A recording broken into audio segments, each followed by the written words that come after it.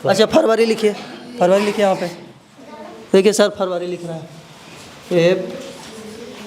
FABRY,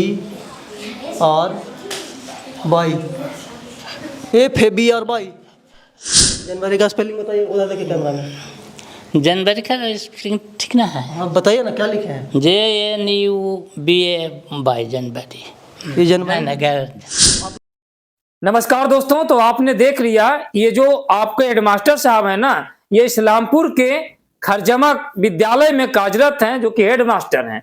और headmaster को जनवरी और फरवरी की स्पेलिंग नहीं आती है, यानी कि जनवरी फरवरी उनको लिखना नहीं आता है, और वे हेडमास्टर हैं। तो ऐसे ऐसे टीचर जो है हमारे गरीब विद्यार्थी की भविष्य को पूरा चौपट करने का कार्य किया है।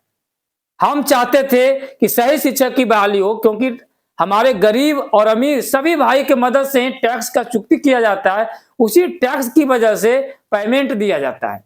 लेकिन ये सब जो टीचर बहाल हुए, नियोजित शिक्षक हुए, स्त्री हुए, पुरुष हुए, ये दोनों का जो कार्यक्रम है, अपना काम से इनको फुर्सत नहीं मिलता है। ये 40,000 कमाना तो चाहते हैं, 30,000 कमाना तो चाहते हैं, पर इनको ये ध्यान नहीं रहता कि हम बच्चे की भविष्य का निर्माण कर सके। यहाँ पे ये भी घटना सामने आया था कि मैम जो है और टीचर जो है 2 बजे 3 बजे क्लास बंद करके चल जाते थे।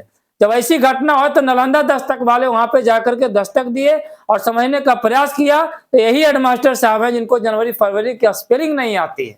तो ये बच्चे को क्या सिखाते होंगे, ये पूरी जनता जान सकती है। हम ये पूछना चाहते हैं नीतीश कुमार जी से और हम अपने पब्लिक से, क्या इस तरीके के शिक्षक जो 3.5 लाख हैं, 3.5 लाख टीचर हैं, जिनको कितना पेमेंट मिलता होगा, लगभग 30,000 से 40,000 के बीच में इन लोगों का पेमेंट होगा, और इतना इतना पैसा इस तरीके से बहाया गया है। और ये बहाने से बिहार का गरीबी और बढ़ गया है। जो आम जनता है उनकी जो परिस्थितियां वो और खराब हो गई है, और जो दलित दलित दलित दलित रटते रहते हैं, ओबीसी ओबीसी रटते रहते हैं, उन बच्चों का भविष्य चौपट कर दिया गया। उन्हीं का नहीं बल्कि पूरे समाज का चौपट कर दिया गया। लेकिन उन लोगों को ज्यादा शिक्षा की जरूरत थी, उनको भी चौपट कर दिया गया। इस तरीके की बहाली है। मैं और भी क्लिप आपको दिखाता हूं।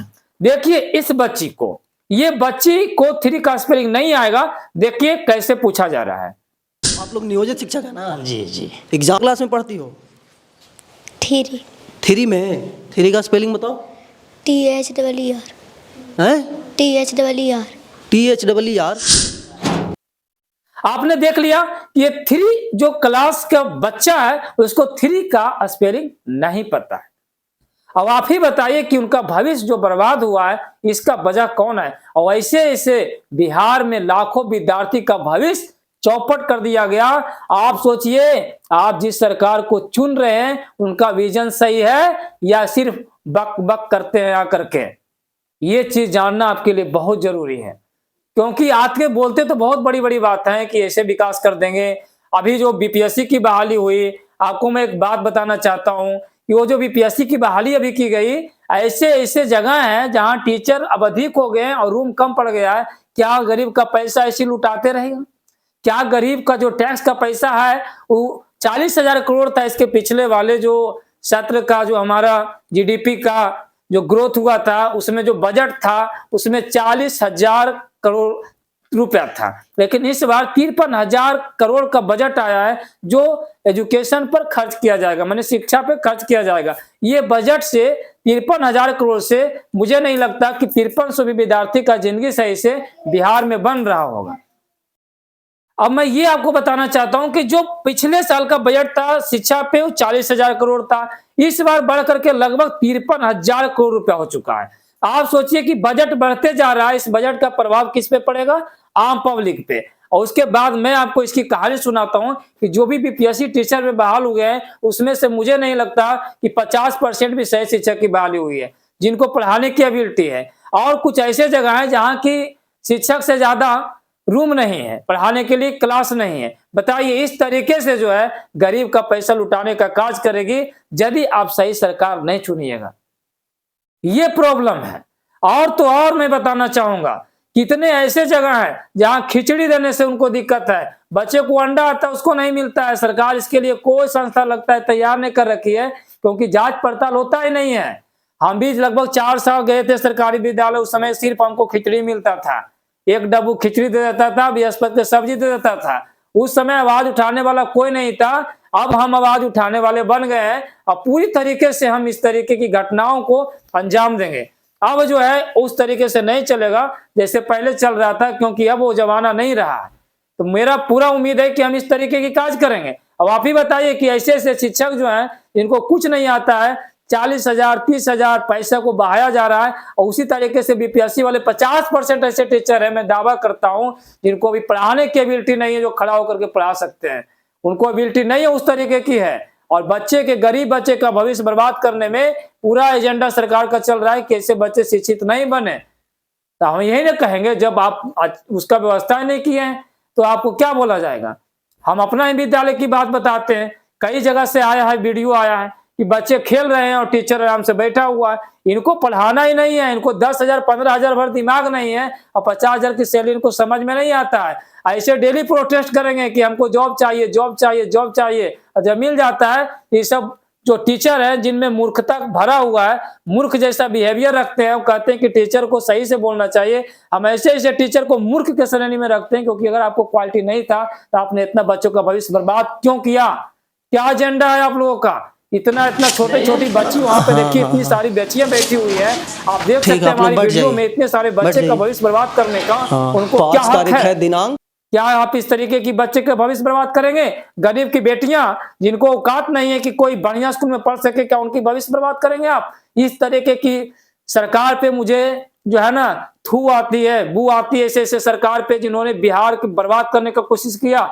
1912 में 22 मार्च 1912 में बिहार का निर्माण हुआ था। लगभग 100 साल से ऊपर हो चुका है दोस्तों। 112 साल में बिहार का विकास यही हुआ कि अभी तक शिक्षा, नली गली, सब चीज का व्यवस्था चौपट है, और सबसे ज्यादा शिक्षा बेकार कर दिया गया है। ऐसे ऐसे सरकार नहीं चाहिए, और ऐसे ऐसे एजेंडा वाले सरकार की जरूरत नहीं है बिहार में, जो आए और बिहार के सारे पब्लिक को मूर्ख बना करके सिर्फ जाति में बांट कर करके, धर्म में बांट कर करके वोट ले और अपनी सरकार चलाएं, अपना संपत्ति बनाएं, और जनता को इसी तरीके से मूर्ख छोड़ने का कार्यक्रम करें।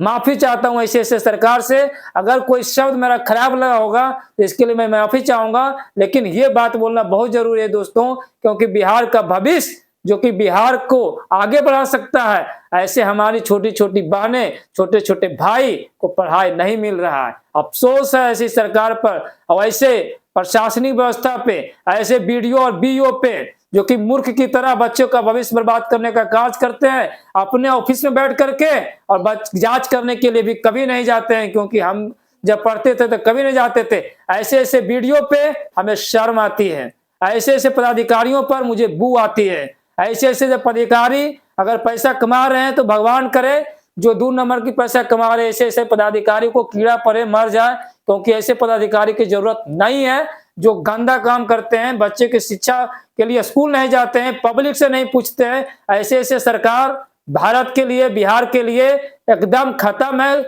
नाली के कीड़े जैसा इन लोगों को समझना चाहिए, क्योंकि ये लोग उसी नाली के कीड़े की तरह बिहेव करते हैं। कुछ पदाधिकारी सही हैं, कुछ पदाधिकारी को मैं कहना चाहता हूं कि जो घूस लेने का काम करते हैं, जो स्कूल नहीं जाते हैं, जो ऑफिस में बैठ करके सिर्फ सैलरी चाटने का काम करते हैं, ऐसे ऐसे टीचर और ऐसे ऐसे पदाधिकारी को मैं कहना चाहता हूं कि आप लोग नाली के कीड़े हैं, आप नाली के कीड़े बन के रहिएगा, आपको बिहार के भविष्य से कोई चिंता नहीं है। ऐसे ऐसे को मैं कार्य करूंगा, आगे जो मेरा कार्य होगा इन्हीं से पदाधिकारी और स्कूल पर होगा, जिनको हम सुधार करके रख देंगे। और जो लोग बोलते हैं ना मीडिया वाले को अंदर कर दिया जाएगा, उनको मैं ये कह देता हूं, मीडिया वाले नहीं अंदर होते हैं। अगर एक मीडिया अंदर होता है तो बिहार के करोड़ों लोग का आवाज बंद हो जाता है। और हम बोलते हैं, बोलते थे, बोलते रहेंगे, आगे जो होगा देख लिया जाएगा, क्योंकि हम भी संविधान की तरफ से बोलते हैं। अगर कोई पदाधिकारी संविधान से ऊपर जा रहा है, जिसको बिहार के शिक्षा से नहीं मतलब है, जबकि उसको इसीलिए बैठाया गया है, एक वीडियो को उसके लिए बैठाया गया कि ब्लॉक के डेवलपमेंट को देखेंगे, ब्लॉक में जाएंगे, पंचायत में जाएंगे, वो अपना रूम में बैठ करके घूस लेने का कार्य करेगा।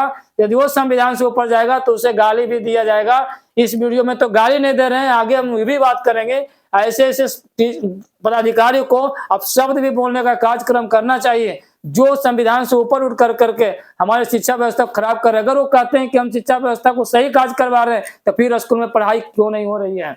ऐसे ऐसे टीचर अभी तक 40 साल से 20 साल से क्यों कार्य कर रहे हैं, 20 साल से क्यों कार्य कर रहे हैं? यदि यहाँ की प्रशासनिक व्यवस्था सही है तो क्यों कार्य कर रहे हैं? हम सवाल पूछना चाहते हैं पूरा गवर्नमेंट से। बिहार में 38 सांसद रहे जो कि बीजेपी से रहे, सवाल पूछना चाहते हैं। कई बार इस तरह के कार्यक्रम किए, कई ब्लॉक में गए, कई पंचायत में गए, इनसे पूछना चाहते हैं। कई पंचायत में जाकर के किए, जो विधायक है कई बार स्कूल गए, कई बार जनता से मिलने गए, इन लोगों के सवाल हैं। सिर्फ और सिर्फ सत्ता के दलाल ये लोग जो है ना बिहार और भारत को खाने का कार्यक्रम कर रहे हैं और गरीब समझ नहीं पा रहा है। और वो कोई नेता आता है तो जाएगा हाव हाव करेगा, जिंदाबाद जिंदाबाद जिंदाबाद। दिया क्या है आज तक?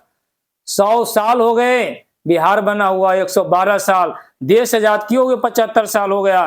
क्या हुआ बिहार का? इसके लिए किसी जनता के पास दिमाग नहीं है। और कोई नेता आता है तो भीड़ कैसे जमा हो जाता है, जिंदाबाद का नारा कैसे लगता है? क्योंकि जनता मूर्ख है, अनपढ़ है, जाहिल है। जो ऐसे लोग हैं जो जाते हैं और नेता का नातेगिरी करते हैं और बाय बाय टाटा करते हैं, हाथ उठा करके कहते हैं जिंदाबाद बीजेपी, जिंदाबाद आरजेडी, जिंदाबाद और चीजें जिंदाबाद, जदयू जिंदाबाद, आप जिंदाबाद, बहुत सारे लोगों को जिंदाबाद जिंदाबाद का नारा दिया जाता है। तो मैं पूछना चाहता हूं कि वो जिंदाबाद जो करते हैं फिर आपका बच्चा प्राइवेट में क्यों पढ़ता है? क्यों नहीं सरकारी व्यवस्था सही है? क्योंकि संविधान में लिखा हुआ है कि सरकारी विद्यालय में एकदम पढ़ाई मिलेगी सही ढंग से, क्यों नहीं मिलता है? हमें सभी सरकार से प्रश्न है कि क्यों बिहार इतना गंदा स्थिति में है? अभी भी 28वें राज्य पर क्यों है? 28वां राज्य शिक्षा व्यवस्था पे बताइए क्यों?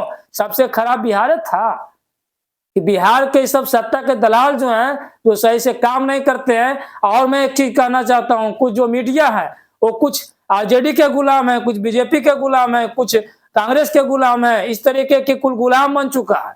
कोई आरजेडी के फेवर में खाली बोलेगा तो कोई आरजेडी विरोध में बोले सीख गया है, कोई बीजेपी के माने समर्थन में बोलेगा तो कोई बीजेपी के विरोध में बोलता है। जो लोग बोलते हैं कि गोदी मीडिया है वो खुद गोदी मीडिया बन चुके हैं।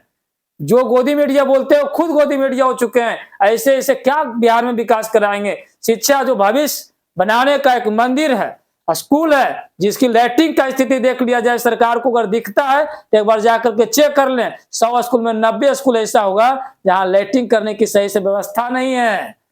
क्या होगा बिहार का?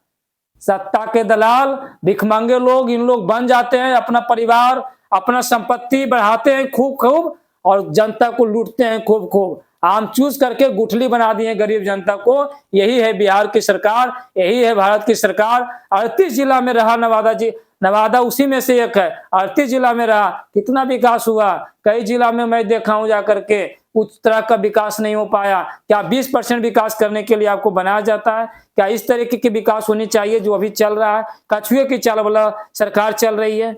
भैया अगर कोई शब्द खराब लगा हो तो इसके लिए मैं माफी चाहूंगा, लेकिन ये जरूर कहूंगा कि आप लोग जो लोग सुन रहे हैं ना, उनको मैं एकदम से सही बात बता रहा हूं। सही लोगों का वीडियो शेयर करिए, लाइक करिए, सब्सक्राइब करिए और आगे बढ़िए, नहीं तो आपको भी उतना ही दिक्कत आएगा। और जाया हुआ है, आप एक तरीके से गुलाम बने हुए हैं, शायद आपको पता नहीं है।